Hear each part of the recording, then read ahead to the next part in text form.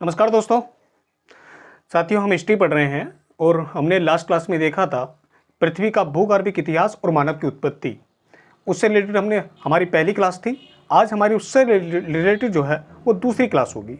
इसमें क्या है कि हम जो दूसरा महाकल्प है आपका मेसोजोइक महाकल्प, जिसके अंतर्गत जो है द्वितीयक युग आता है, इसको जो है 3 शकों में कालों में बांटा गया है। आज हम उसी पर चर्चा करेंगे कि दूसरे महाकल्प के द्वितीय युग के अंतर्गत जो 3 शक हैं उनमें जो है किस प्रकार के जीवों की उत्पत्ति हुई पृथ्वी पर और किस प्रकार की भू संरचनाओं का निर्माण हुआ। देखिए, जैसा कि मैंने पहले बोर्ड पे लिखा है, इसमें क्या है कि मेसोजोइक महाकल्प है जो कि तीसरा महाकल्प है और दूसरा युग है। इसके अंतर्गत 3 शक हैं, 3 काल हैं। वो कौन कौन से हैं? ट्रियासिक शक, ट्रियासिक काल, जुरैसिक शक, क्रिटेशियस शक। अब देखते हैं इन तीनों शकों में जो किन किन कैसे कैसे जीवों की उत्पत्ति पृथ्वी पर हुई है। पहला है इसमें ट्रियासिक शक। ट्रियासिक शक के अंतर्गत जो है उस समय पृथ्वी पर केकड़ा का विकास हुआ। ठीक है, समुद्र में केकड़ा का विकास हुआ। दूसरा है आपका जुरैसिक शक। जुरैसिक शक, अब देखिए नाम से ही यहाँ पर दिख रहा है जुरैसिक शक, मतलब इसमें बहुत बड़ी एक महत्वपूर्ण घटना घटित हुई पृथ्वी पर इस काल में, और डायनासोर की उत्पत्ति पृथ्वी पर हुई इस काल में। और जो दूसरी महत्वपूर्ण घटना थी वो थी कंगारू की उत्पत्ति। तो ये फैक्ट कई बार पूछ लिया जाता है कि डायनासोर की उत्पत्ति पृथ्वी पर किस काल में हुई या किस शक में हुई।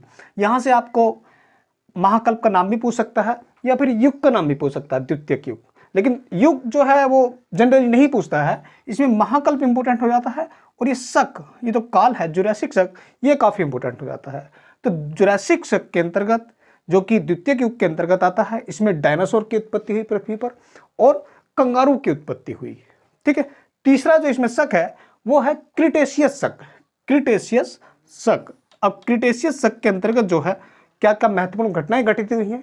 देखिए, इसमें सबसे पहला है कछुए की उत्पत्ति।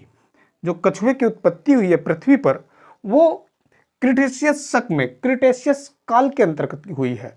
दूसरा है इसमें यूएसए में रॉकी व एंडीज की उत्पत्ति, जो कि अमेरिका महाद्वीप है। अमेरिका में जो नॉर्थ में है, उत्तरी अमेरिका, उसमें रॉकी पर्वत है, उसकी उत्पत्ति जो है क्रिटेशियस काल में हुई है। और दक्षिण अमेरिका में जो साउथ अमेरिका है उसमें एंडीज पर्वत श्रृंखला है। तो एंडीज पर्वत श्रृंखला की उत्पत्ति भी जो है क्रिटेशियस शक में ही हुई है। और तीसरी जो घटना घटित हुई है भारतीय उपमहाद्वीप में, भारतीय उपमहाद्वीप में ज्वालामुखी का विस्फोट हुआ। तो इसी के तहत जो है, इसी ज्वालामुखी विस्फोट का ही परिणाम था कि वहाँ पर एक झील का निर्माण हुआ, एक क्रेटर झील बनी। आप लोगों ने देखा होगा महाराष्ट्र में कई बार ये क्वेश्चन बनता है, क्रेटर झील महाराष्ट्र में है। तो उस क्रेटर झील का जो निर्माण हुआ है वो इसी शक में हुआ है, इसी काल में हुआ है। महाराष्ट्र में ज्वालामुखी का विस्फोट हुआ जिसका परिणाम यह हुआ कि वहाँ पर एक क्रेटर झील का निर्माण हुआ है। ठीक है दोस्तों, तो ये हमारा दूसरा महाकल्प था, दूसरा युग था, सॉरी तीसरा महाकल्प था और दूसरा युग था। अब हम देखते हैं आगे, जो हमारा तीसरा महाकल्प होगा मेसोजोइक के बाद है सीनोजोइक, और उसका जो युग होगा वो तृतीयक युग होगा, टर्सरी युग। वो काफी महत्वपूर्ण है, क्योंकि महत्वपूर्ण इस दृष्टिकोण से है क्योंकि तृतीयक युग में ही मानव की उत्पत्ति हुई पृथ्वी पर कपि के रूप में, मतलब स्तनधारियों का विकास हुआ।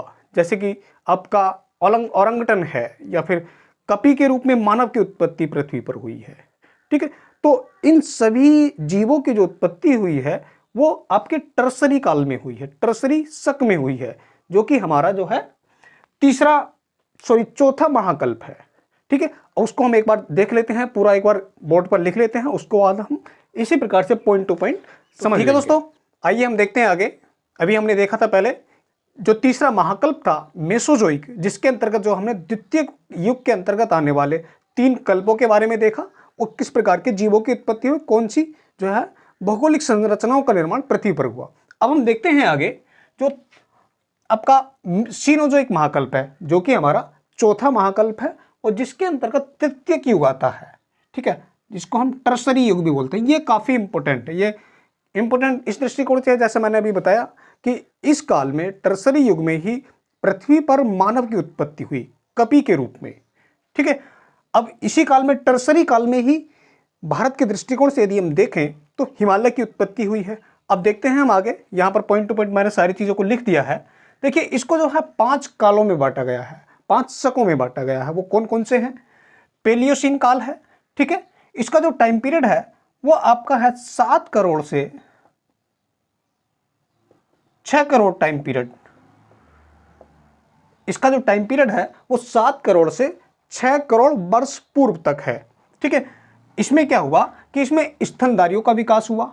स्तनधारी कौन कौन से? जैसे कि मानव, आधुनिक मानव नहीं, उसका जो प्रारंभिक रूप था कपी के रूप में मानव का उद्भव हुआ, या फिर गोरिल्ला है, ठीक है, गोरिल्ला है, या फिर चिंपैंजी है, या फिर ओरंगटन है। ये जो सभी स्तनधारी हैं, इन स्तनधारियों का विकास जो है आपके सीनोजोइक महाकल्प के तृतीयक युग, टर्सरी युग में हुआ। ठीक है, इसका जो टाइम पीरियड है वो आज से 7 से 6 करोड़ वर्ष पूर्व तक है। ठीक है दोस्तों, अब दूसरा है इयोसीन काल, इयोसीन शक। इयोसीन शक के अंतर्गत क्या हुआ? यहाँ से जो है ट्रांस हिमालय का निर्माण हुआ।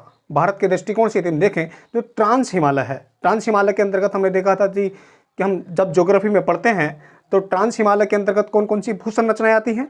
उसमें आता है आपका कराकोरम, लद्दाख, जास्कर, ये 3 पर्वत श्रेणियाँ ये ट्रांस हिमालय के अंतर्गत आती हैं, जो कि हिमालय से पार की पर्वत श्रेणियाँ हैं और जिनका निर्माण जो है हिमालय से पहले हो चुका था। ठीक है, या फिर यदि हम देखें तो सुलेमान पर्वत है, जो कि जिसका विस्तार जो है वो पाकिस्तान में है, या फिर हिंदू कुश पर्वत है। ये सभी जो है ट्रांस हिमालय के अंतर्गत आने वाली भौगोलिक संरचनाएं हैं। इनका जो निर्माण हुआ है वो इयोसीन काल में हुआ है। ठीक है, ट्रांस हिमालय का निर्माण हुआ है। इसमें आप चाहें तो लिख लीजिएगा यहाँ पर कि कराकोरम, लद्दाख, जास्कर, सुलेमान पर्वत या फिर हिंदू कुश पर्वत, इन सभी का निर्माण जो हुआ है वो आपके इयोसीन काल में हुआ है। उसके बाद तीसरा जो काल है हमारा इसके अंतर्गत आने वाला तृतीयक युग में, वो है आपका महान हिमालय की उत्पत्ति। अब ये देखिए, ये काफ़ी इंपॉर्टेंट फैक्ट हो जाता है। ये क्वेश्चन कई बार पूछा गया, बहुत सारे एग्जाम्स में पूछा जाता है कि हिमालय की उत्पत्ति किस काल में हुई। वो आपसे महाकल्प पूछ सकता है या फिर युग पूछ सकता है। ये युग तो बहुत इंपॉर्टेंट हो जाता है। यहाँ पर टर्सरी युग को कई बार पूछा जाता है कि हिमालय की उत्पत्ति किस युग में हुई, तो तृतीयक युग में हुई या फिर टर्सरी युग में हुई। ठीक है, एक ही बात है।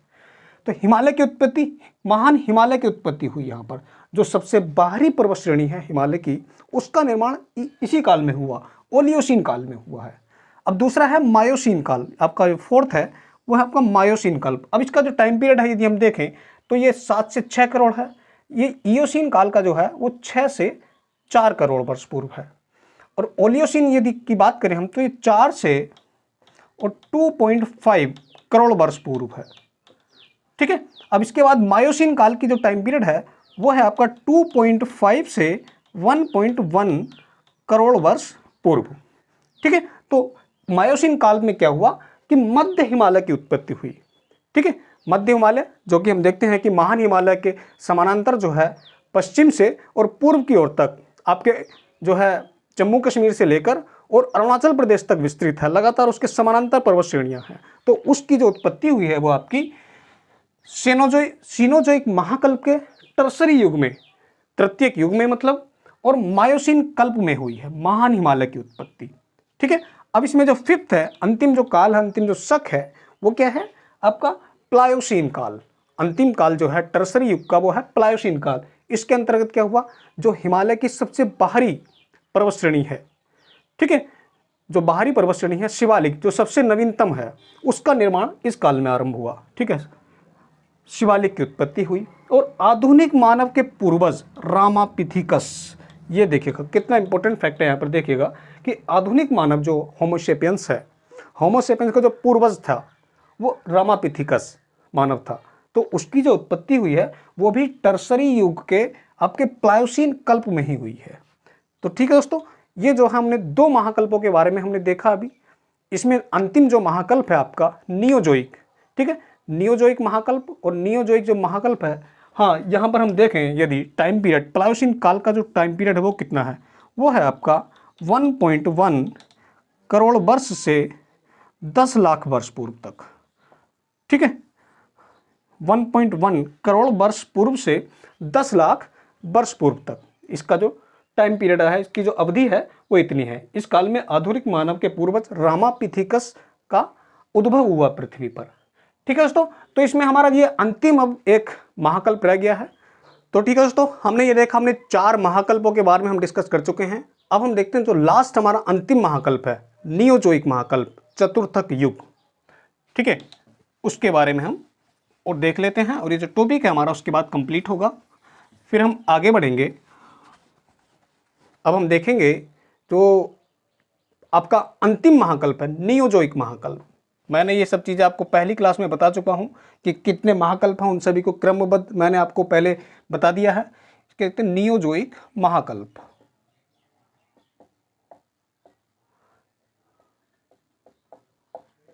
नियोजोइक महाकल्प, इसका जो युग है वो है आपका चतुर्थक युग।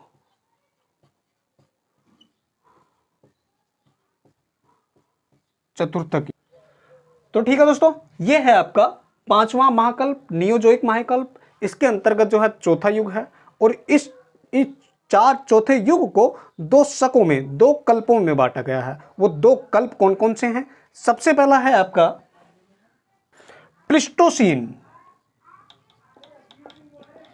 प्लिस्टोसीन कल्प या काल। ठीक है, इसकी कोई अपनी विशेषता नहीं है, लेकिन इसका टाइम पीरियड की यदि हम बात करें तो इससे पहले हमने देखा था जो कि हमारा सीनोजोइक महाकल्प था, उसका जो अंतिम काल था, तो उसका जो टाइम विस्तार था वो 1.1 करोड़ से 10 लाख वर्ष पूर्व था। लेकिन इसका जो टाइम पीरियड है वो 10 लाख से है आपका 10,000 वर्ष पूर्व। ठीक है, 10,000 वर्ष पूर्व। और दूसरा जो इसमें है वह है होलोसीन। होलोसीन कल्प या काल। इसका जो विस्तार है वो है आपका 10,000 से 8,000 वर्ष पूर्व। 10,000 से 8,000 वर्ष पूर्व। ठीक है दोस्तों, तो इस प्रकार हमने देखा जो पृथ्वी का भूगर्भिक इतिहास है उसको हमने 5 महाकल्पों में बांटा, और उन 5 महाकल्पों को 4 युगों में बांटा, और इन 4 युगों को जो है कुल मिलाकर 18 शकों में या फिर 18 कल्पों में, पीरियड्स में डिवाइड किया। और सभी पीरियड्स की अपनी क्या क्या विशेषता ही थी इसमें, इसके बारे में हमने सब पूरा डिटेल से समझ चुके हैं। और यहाँ से जो फैक्ट मैंने आपको बताए हैं ये काफ़ी इंपॉर्टेंट है, आपके वनडे एग्जाम से, क्लर्क से लेकर यूपीएससी तक यहाँ से क्वेश्चन हमेशा बनते हैं। ठीक है दोस्तों, तो नेक्स्ट क्लास में हम देखेंगे मानव की उत्पत्ति, और मानव जो है, आधुनिक मानव जो है होमो सैपियंस, उससे पहले के उसके मानव कौन कौन से रहे हैं। ठीक है, ऐसा नहीं है कि आधुनिक मानव जो होमो सैपियंस उसका उद्भव अचानक से हो गया है, वो एक क्रमबद्ध तरीके से हमने देखा था। जैसे कि टर्सरी युग जो कि हमारा तृतीय युग के अंतर्गत आता है, उसी के तहत जो है आधुनिक मानव के पूर्वज जो था, आदि मानव इसको हम बोलते हैं, रामापिथिकस, उसका उद्भव हुआ था।